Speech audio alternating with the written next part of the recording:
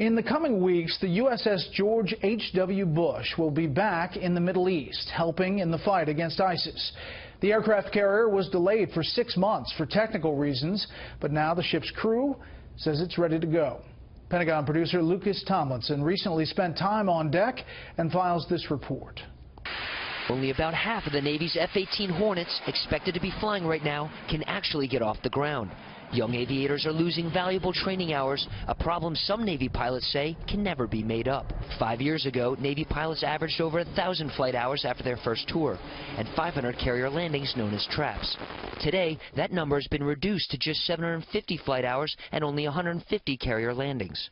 On a recent visit to USS George H.W. Bush, preparing to deploy to the Mideast in the coming weeks, the head of the ship's air wing says his pilots are just as ready as he was. I think their hours are fairly indicative of the hours that I got as a young guy.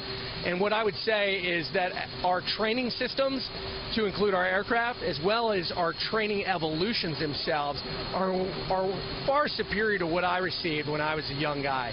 Some critics question whether the U.S. has the ability to fight two conflicts at once, given the strain on today's force. If all we can handle is one major theater war, that encourages adventurism on the part of someone else. We have to be able to fight and win in a minimum of two major theater wars simultaneously or near simultaneously.